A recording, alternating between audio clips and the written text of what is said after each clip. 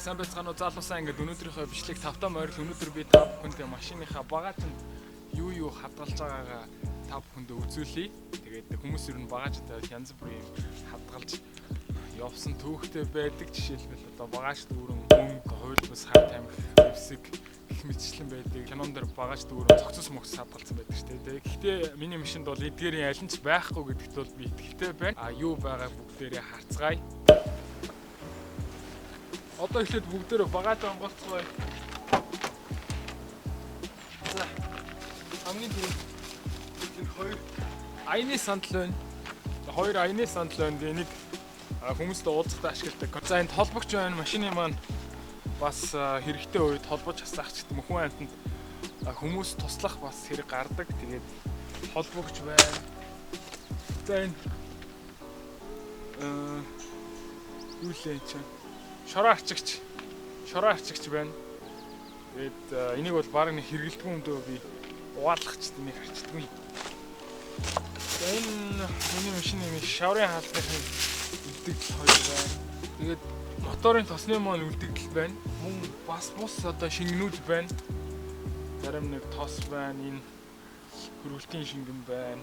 Та бүхэн санаж байгаад би машиндаа нэг хатан суулгасан. Тэрний яг өөрийнх нь байна. За энэ галын хор байна. Маш чухал. Галын хор машинд авч явах хэрэгтэй шүү залуусаа. Тэгээд тохиромжтой галын хор энэ хэрэглээрээ. Тэгээд энийг би дараа тайлбарлая. Гэхдээ ер нь галын хорыг машиндаа заавалчгүй байлгаарай. За дорцоо байна. Энэ дөрвөн талын дорцоо тэгээд хошуу арай өөр байдаг. Тэгээд миний болохоор нэг нарийн хошуу ордог. За тэгээд энэ хойно багажны хаалт нь байна. Энийг бол би загдгүй. Запас дугуй байгаа. Запас дугуйгаа баг хэрэглэхгүй дөө байж л байна. Одоо та бүхэндээ бас хамгийн чухал нэг зүйлийг танилцуулах гэж байна. Тэгээд энэ бол би сая хөдөлтөж авсан. За задлын уутайгаа байна. За энэ хүү тэмдгийг би дөнгөж сая хөдөлтөж авлаа. Та бүхэндээ үзүүлэх гээд. Тэгээд энэ бол маш хэрэгтэй. Одоо жишээлбэл хотын хөдөлгөөнд оролцож байхдаа машин маань түр саацсан тохиолдолд бид уралжин тэмдгийг тавьдаг. Хот дотор тавихдаа машинаасаа 15 метрийн зайтай тавина. Хөдөө орон нутгийн зам дээр та нэг машин гэмтэл гараад түр зогссон ч юм уу бол энэхүү анхааруулах уралжин улаан тэмдгийг машинаасаа 30 метрийн зайтай тавих хэрэгтэй байгаа шүү. Тэгээд энэ бол жолооны дүрмэн дээр бас заадаг. Дүрмээ дахиж хараараа би буруу хийсэн байж магадгүй.